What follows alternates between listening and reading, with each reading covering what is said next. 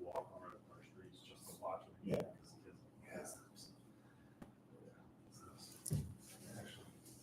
The Owls Live. Awesome.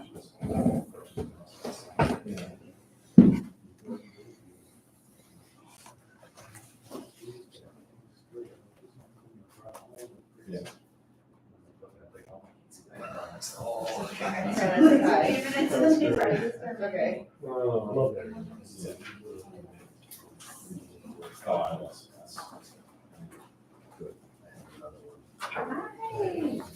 Community event, right?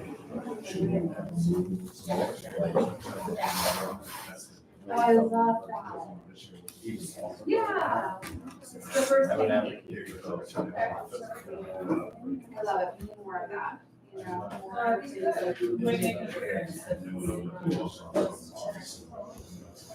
everyone back from vacation? I love it. She's back next week.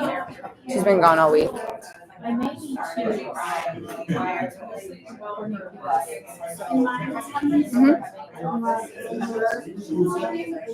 Yep. Okay.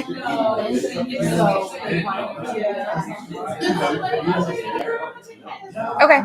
So I'm not gonna be. Yeah.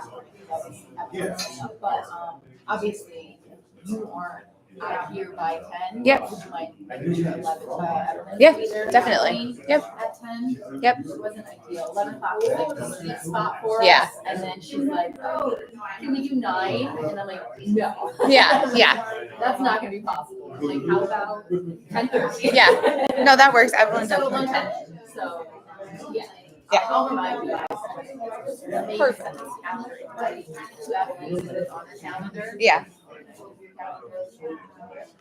My sister.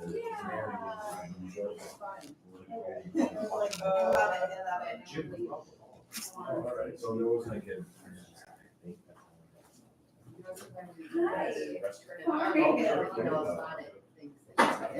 Yeah, you know.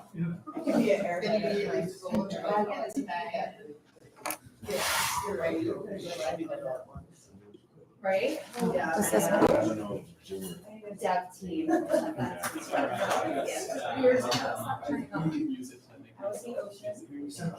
Batteries dead? Oh, terrifying. Oh, wait. Uniforms terrifying. Well, yeah. I mean, that's why I went out on Saturday. Yeah. Because it was gonna be the last day of the games. Oh, yeah. Yeah. There's a whole thing for Yes. So I think because of the time, Yeah.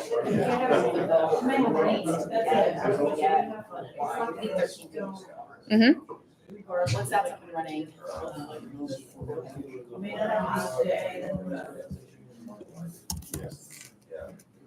Like, you know, sometimes the things that you have in your head. Right. Yeah. It ends up being better for whatever. Right, yeah.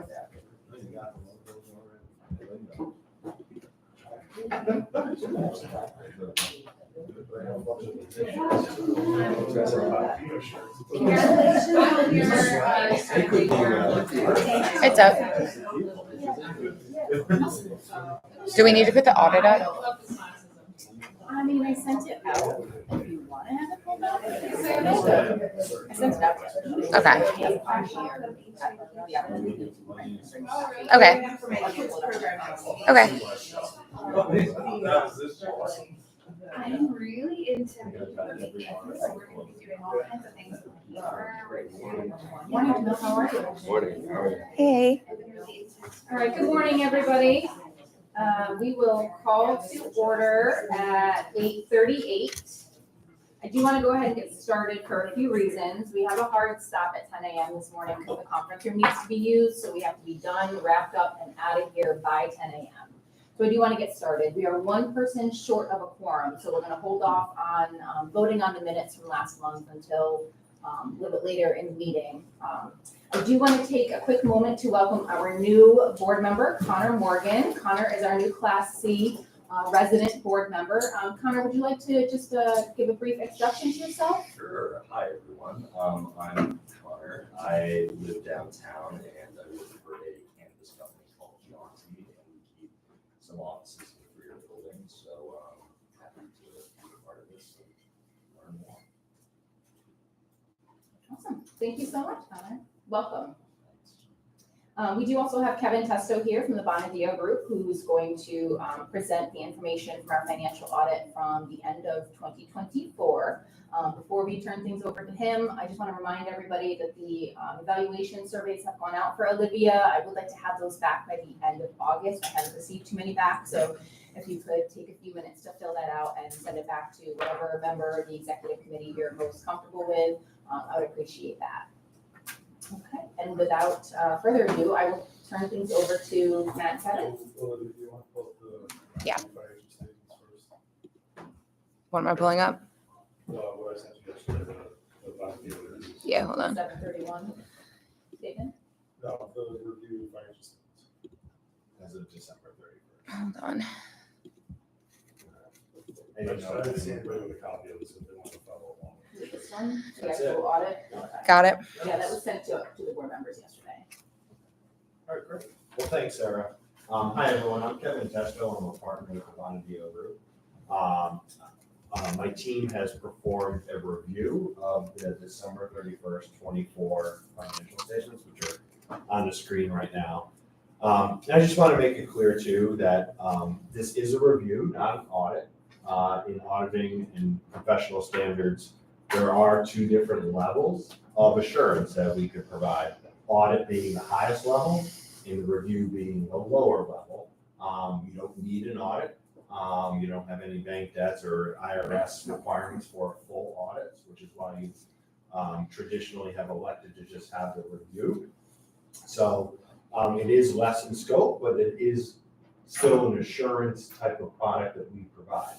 So if you turn to page 1, actually it's the first 2 pages, this is our opinion. Our opinion essentially states that the financial statements are free from material errors, and that they were prepared in accordance with generally accepted accounting principles. So we are giving the highest level of assurance that we can provide as after performing the review procedures. So there's a lot of words there that basically say that, but it talks about who's responsible for what. We're responsible for performing the review. Management's responsible for keeping internal controls in place to be able to report back financial information on an annual basis. So turning to page 1, this is the balance sheet, or in nonprofit terms, the statement of financial position. And I won't go through every number, but you can see what the assets and liabilities were at midnight on December 31st, 2024. You will see probably the biggest decrease is in your cash balance. I don't know if that's any surprise for anybody. I know you're looking at financial statements throughout the year, but when you're looking at the cash flow statement in just a minute, you'll be able to see how cash actually decreased during the year. So assets versus the liabilities, you can see there. Now, I just wanted to point out in the net asset section, which in for-profit terms is equity, right? Most all of your net assets are undesignated, meaning you can use them however you would like. You have about $2.8 thousand with donor restrictions, which have historically been received for certain beautification type of contributions. You use some of them during the year for that specific purpose, which is why you see the with donor restrictions column coming down from 11,000 to 2.8. The other point that I wanted to mention here is that the board designated funds were released during the year. So historically, the board has basically earmarked a certain amount for beautification type of initiatives. And in this year, essentially due to the liquidity of the organization, it was decided that the board doesn't need to designate them. And I'll show you how that plays out in the liquidity note in just a minute. So how did net assets change from one year to the next? You can see here on the statement of activities, Net assets did go down by about $111,000 during the year. There was a new grant this year in 2024. You can see the ARPA grant for $14,000 that was brought in during the year. The assessment revenue from the city actually increased as well. So no doubt revenues were up, but you also expended more than the revenues during 24. Go to the next page, you'll see the breakdown. I'm sorry, this is the statement of cash flows.